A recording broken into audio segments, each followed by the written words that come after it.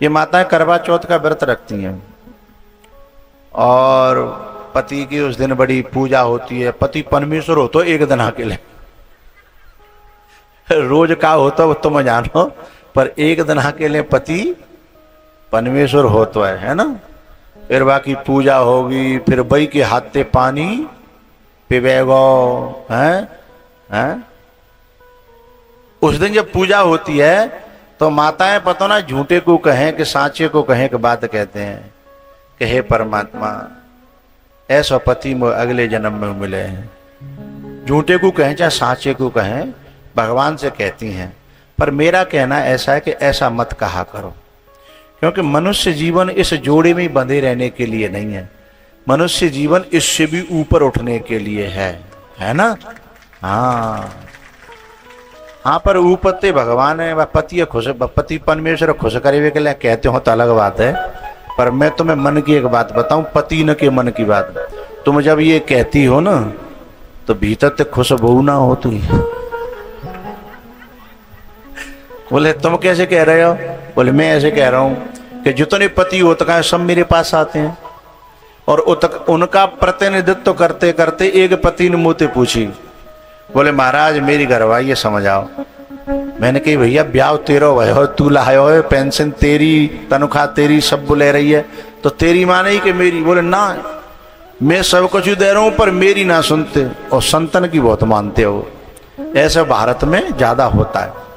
बोले तुम्हारी बात, तुम्हारी तो कथा इतनी सुनती है, ऐसी तुम तो जो कह दोगे ना पत्थर की लकीर है। तो मैंने की परेशानी का है बता।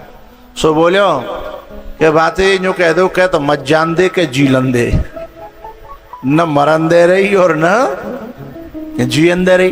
मैंने कहा क्यों ऐसी का बात है? तब वो कह रहा हो कि रोज तो वो मुझे गलत बोलती है, बड़ी खराब बोलती है, बड़े ऊंचे स्वर में बोलती है, तो मरने का मन करता है।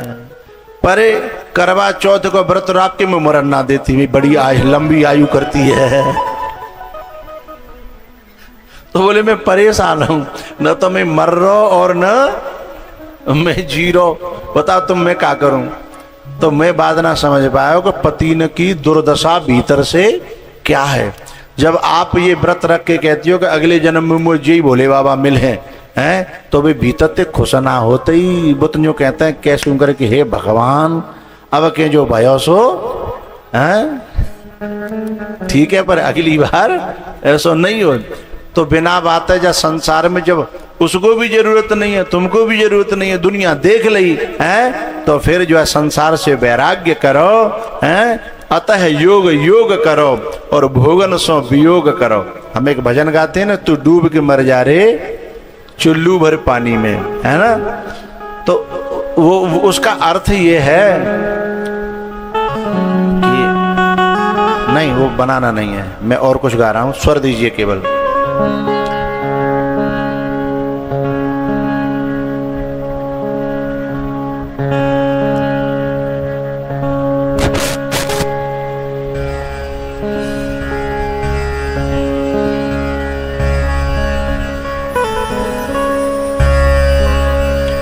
आँखों में तनेगा जाला बुढ़ापे में और नाक से बहेगा नाला। आँख में तनेगा जाला और नाक से बहेगा नाला और लाठी से पड़ेगा पाला जरा जिंदगानी में। जरा माने बुढ़ापा है ना, और जब ज्यादा बुढ़ापा आएगा तो खड़े खड़े वस्त्रों में करोगे मलमूत्र त्याग, पड़े पड़े थूकते रहोगे थूकदानी में। राख भर के परात खाट के नीचे दर दी जाएगी सरकाले है और जई में थूक लियो। खबरदार इधर उधर गिरी तो 50 गारी पड़ेंगी बहू की है। जब परात दद दी है तो जई में थूक ले, इतने तक कहीं थूक रहो, कहीं कबरा बिगाड़ रहो है। सुननी और पड़ती है तो पड़े पड़े थूकते रहोगे थूकदानी में। अतः योग माने भगवान की कथा का श्रवण और भगवान से जुड़ाव। योग माने जुड़ाव है। अतः योग योग करो और इन लोगन सो भी योग करो, और भक्ति जो करो तो भैया करो रे जवानी में, करो रे जवान। संसार के लोग तो उलझावे के लिए यही बात कहेंगे है, अभी तो तू बता बड़ा भगत बन रहा है, बुढ़ापे में कर लियो भजन है। अभी ने कहीं दुनिया में आयो को तो देख ले, कजू कर ले धल ले हैं, कजू बेईमानी कर ले, कजू कपट छल कर ले हैं, कजू 2 नंबर को कमाए ले, कजू बालकन को करके है, ऐसे समझाएंगे दुनिया वाले। लेकिन उनकी समझ में हमें आना है पागलों की महफिलों में।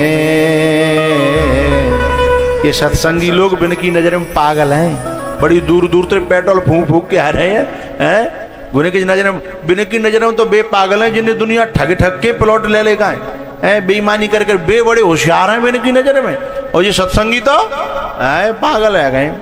लेकिन हमारा कहना यह है, अरे होशियारो, जादना खाटते नीचे धरे हो जाओ, तादना समझ में आ जाएगी हम पागल है कि तुम पागल हैं। अगर आप हमको पागल मानते हो तो हम ये कहना चाहते हैं कि इन पागलों की महफिलों में आनंद भरे लक्ष्य हैं।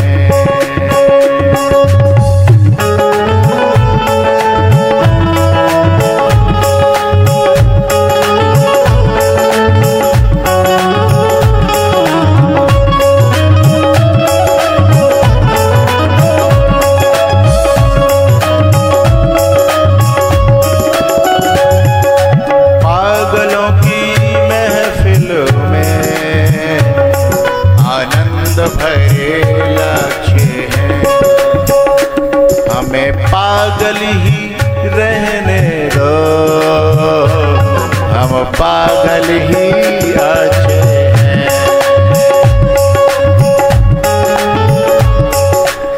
पागल बाबा खड़े हो जाओ, पागल बाबा हमारे बैठे कांटे के नगर आगे, और ये पूरे कुरसंडा की 24वीं में जिंद सब पागल कहते हैं। लेकिन ये भगवान की एक कथा करा चुके और इनके परिवार के बालक भगवान ने सेट कर दे। ये अब जय में घुस रहता है कि दुनिया मोते पागल कहते हो, बहुत बढ़िया, और मैं दुनिया के लिए पागल ही रहना चाहता हूँ। बैठ जाओ। पागलों की महफिल में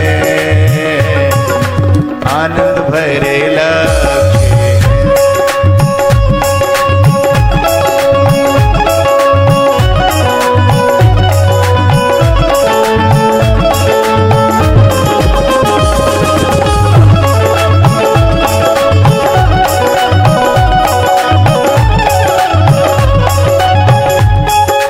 पागल ही रहने दो, हमें पागल ही रहने दो, हम पागल ही अच्छे हैं।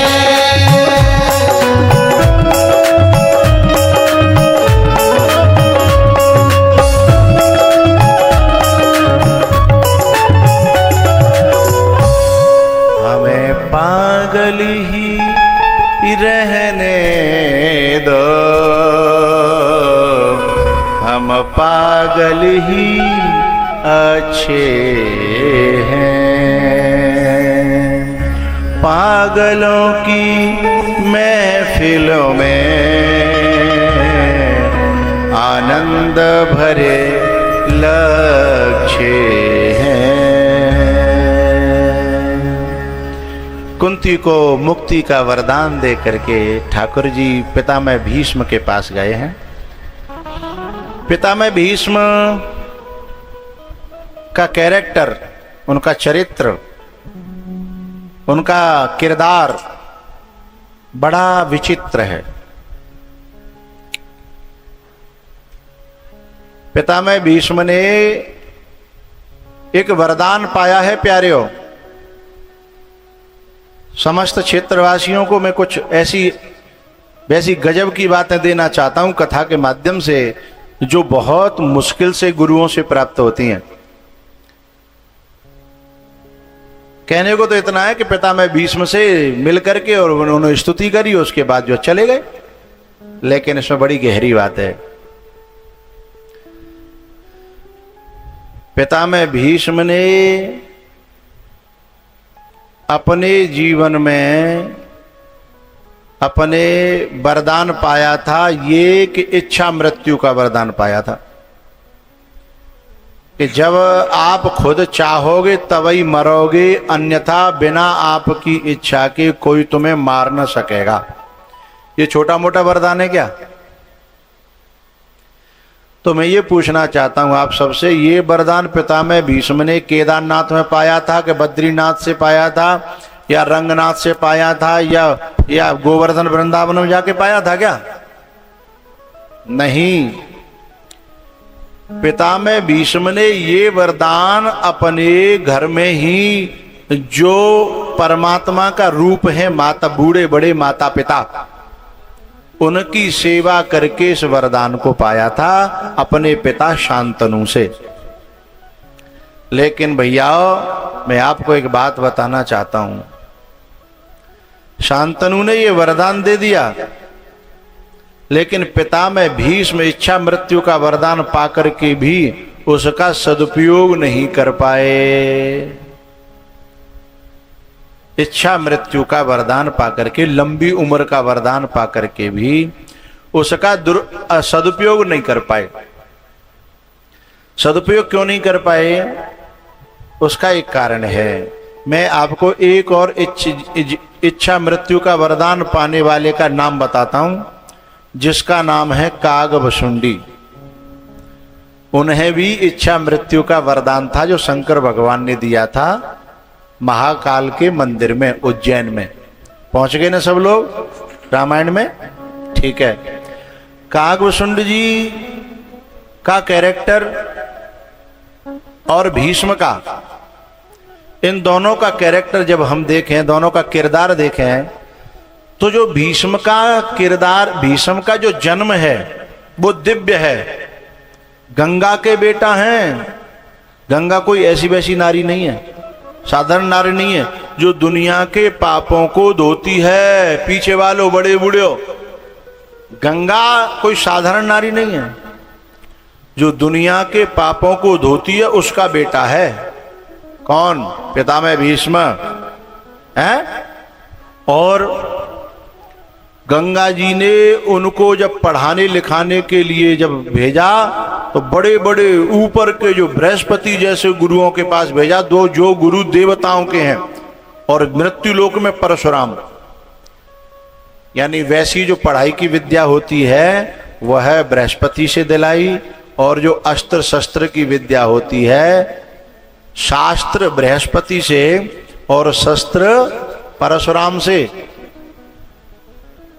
और इतने बड़े अखंड ब्रह्मचारी कि जिनके सामने कोई टिके नहीं, परशुराम भी नहीं टिक पाए। मैं पहले पितामह भीष्म का कैरेक्टर बता रहा हूं।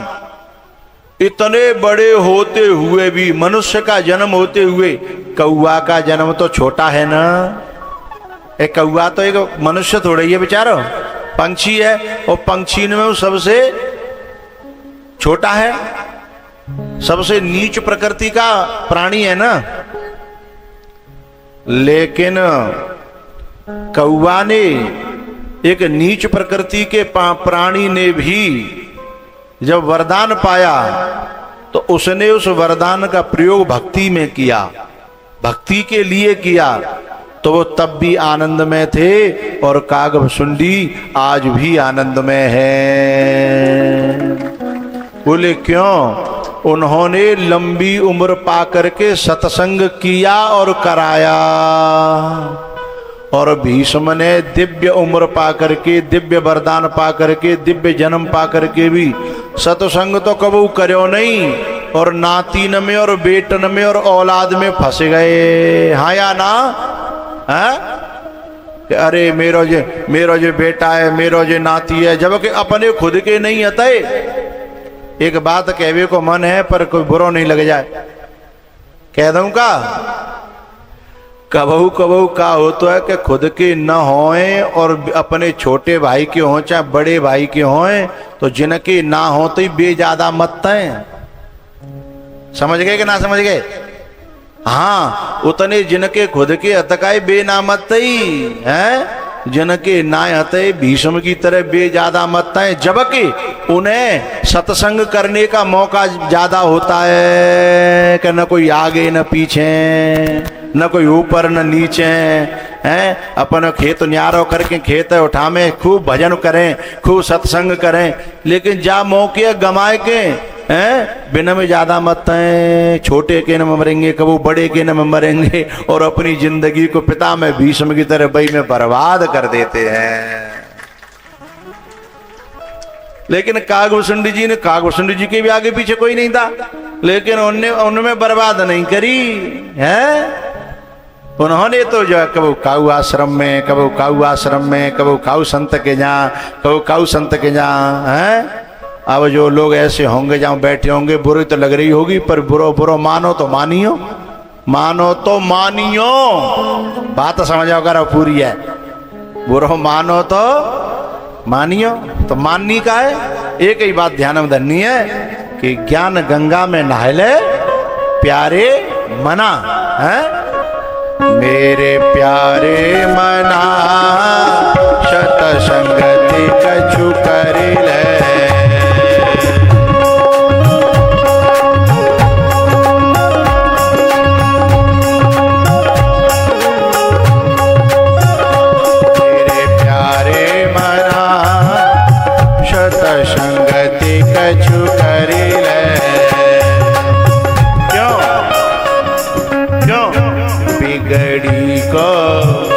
बिगड़ी को बनाए ले प्यारे मना, प्यारे गंगा में नहाए ले प्यारे मना।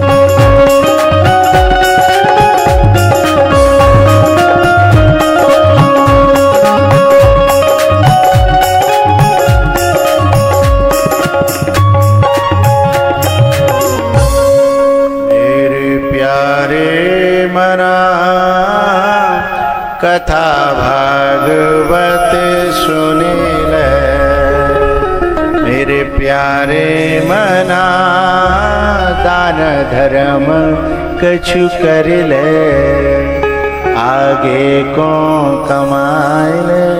कछु ऐसे लोग तुम्हें मिल जाएंगे ना, अरे अम्मा अगलो जन्म पिछलो जन्म कौन देखे अगलो जन्म पिछलो जन्म। अगर कौने अगलो जन्म पिछलो जन्म ना देखो तो एक आदमी जन्मते जो है लंगड़ो पैदा है रोए, आंदरो पैदा है रोए, एक के किडनी ना है, एक के लीवर ही नहीं है, और एक जो बड़ो हष्ट पुष्ट और बड़े खानदान में बड़े पैसा वाले के जहाँ पैदा है रोए। अगर कर्म का फल नहीं होता तो जो ऐसे क्यों ऊपर नीचे है रो भाई। ये सिद्ध करता है कि जो है कर्म का फल शुरुआत से ही दिखाई दे जाता है? गीता में कहा है शुचि नाम श्रीमताम गेहे योग भ्रष्टो विजायते। जो पहले जन्म में जहां तक जितना कर आयो का है दूसरे जन्म में मई गाड़ी ठाड़ी मिलेगी, जहां तक की यात्रा है गई का है, वहां से फिर अगली यात्रा शुरू हो जाएगी। और जाने यात्रा करी ना है, बागो पता ना है कहाँ मरेगो कहाँ गिरेगो, जाने कौन सी बुग्गी को भैंसा बनेगो, जाने कौन सी गाड़ी को ऊँट बनेगो, कि जाने कौन से मोहल्ला को कुत्ता बनेगो, और कुत्तो बू बनेगो जहाँ कीड़ा पत्ता का है। क्योंकि बिना भजन करने वाले का तू ढोलक पे मर जावेगो फिर गुम कोई गुम को बजेगो। तू ढोलक पे मर जावेगो फिर जब बकरा बनेगा तो कटेगा, और कटेगा तो भाई खाल खिंचेगी, खाल खिंचेगी तो फिर तू ढोलक पे मर जावेगो, है ना।